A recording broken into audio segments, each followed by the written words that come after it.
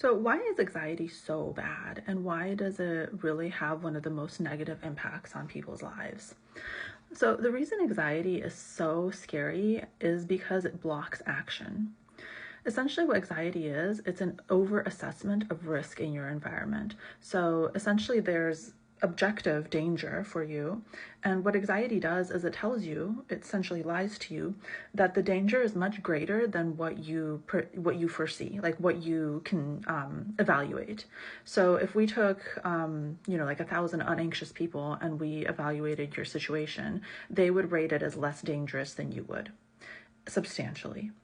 And so the reason that anxiety is so bad, especially for entrepreneurs, especially for people who are trying to, move in like a big way in life, right? Like they're trying to get things done, they're trying to create new things in the world, is because it tends to make your world smaller. You don't actually have the capacity to take action because you typically have this appraisal that there's a lot of danger.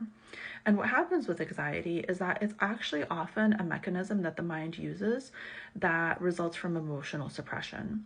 So when you're anxious, you're not actually accessing your emotions in a precise level. If you were, then you probably wouldn't be anxious. And what that means is that we have these kind of like underlying emotions, and anxiety exists on the surface as a way to keep them in. It's almost like a pressure cooker, right? You put all of your emotions into the pressure cooker, and the anxiety is the lid, and it like kind of keeps them in. And the reason that you're not able to take action is because you actually can't see what's inside the pressure cooker. And you don't want to see what's inside the pressure cooker because you've developed an emotional suppression mechanism because, emotions aren't, super fun to feel sometimes. And if you actually want to take action, you need to open up that pressure cooker lid and you need to get into what is inside. And once you do that, you'll actually feel so much better. It's this cognitive fallacy that the mind creates that we can't access those emotions, or the emotions will overwhelm us. It's a very common cognitive bias that we think emotions will last forever and they'll feel horrible and we can't handle it. We actually know from many studies that emotions actually don't last that long. And what's happening here is that you're missing out on that emotional data that gets you to act properly, because each emotion has an action tendency. And the point of each emotion is that it actually is a data point to get you to do something. And that's the reason we have emotions. And so when you keep your emotions in that pressure cooker and you don't access them, you have that overlying anxiety. You don't do anything because you don't have access to the emotions that would get you to act. You don't understand like what's happening here. And so that's one of the reasons that anxiety is so detrimental, is because it creates avoidance, it creates overthinking, and it creates inaction. And then therefore you're sort of like wasting your life not doing anything and keeping your life like really small, when in reality like the dangers in your life are not that big for most people, and like you're completely over assessing the amount of danger that's in your environment.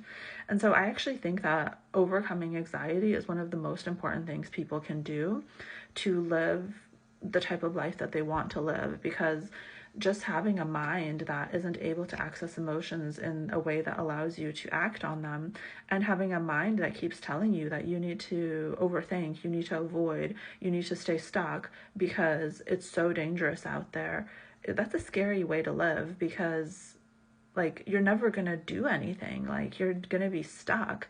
And for a lot of people, they don't even realize it's anxiety. So if you have a lot of avoidance, if you have a lot of like feeling like, ooh, I don't know if I should do that, and like a lot of overthinking, that's probably some form of anxiety. And if you were to overcome that, then you can actually build the type of life that you want. And I mean, you deserve to build the type of life that you want. It's just that you have this kind of anxiety layer that's blocking you from doing that.